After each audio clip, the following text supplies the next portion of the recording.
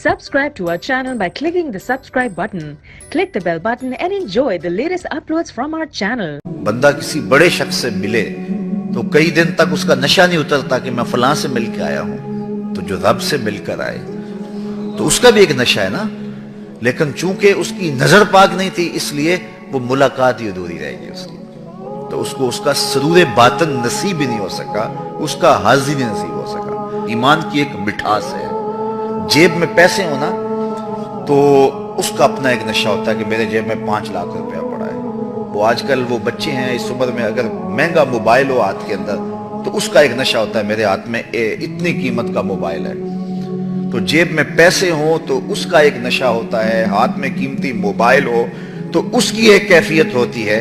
तो सीने में ईमान हो तो उसका एक नशा नहीं होगा, उसकी एक कैफियत, उसकी एक महक, उसकी खुशबू मशाम हस्ती को मुअत्तर करती रहेगी और उसको एक एहसास होगा कि मुझे इतनी बड़ी दौलत दी गई। लेकिन वो क्यों नसीब नहीं होती?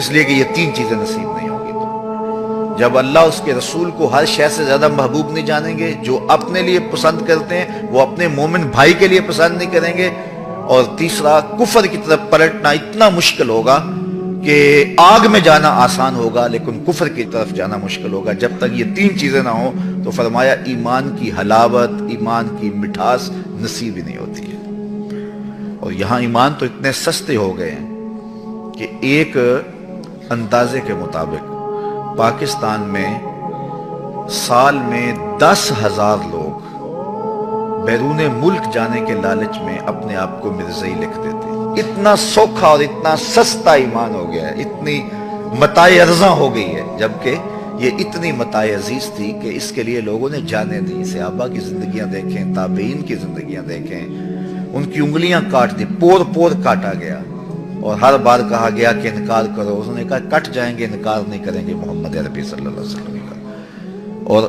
चंद टगों के लिए, अच्छा खाता पीता शख्स होता है लेकिन मजीद दौलत की फरावानी के लिए वो अपने आप को मिर्ज़ई लिख देता है। और कितने लोग हैं इस मताए अजीज को जो है वो सस्ता किए हुए हैं।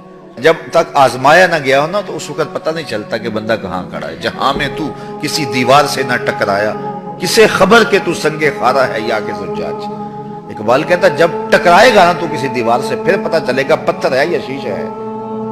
तो मैं और आप जब किसी मुश्किल में पड़े तो उस वक्त पता चलता है कि हमारा जो है वो ईमान कहां तक मजबूत है।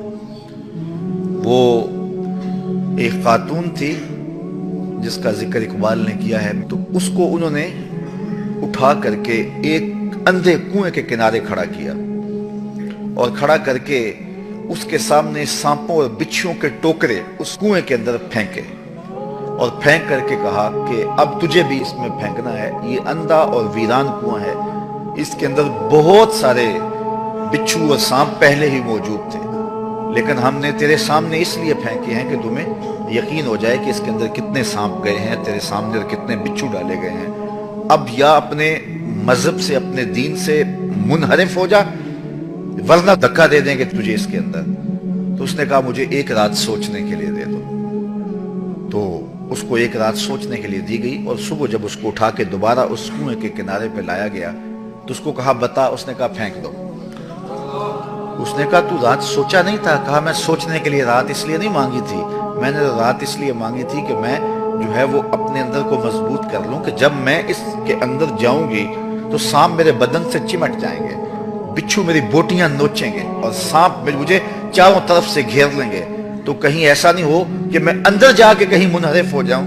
तो मैं अपने आप को मजबूत करती रहूं कि जिस नजरिए पे मैं हूं वहां जाके जो है मैं उस नजरिए पे कायम रहती हूं या नहीं कायम रहती हूं।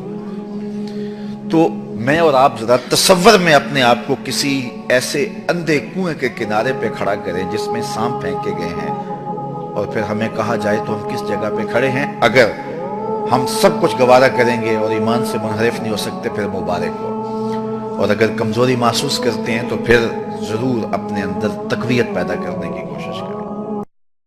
Subscribe to our channel by clicking the subscribe button.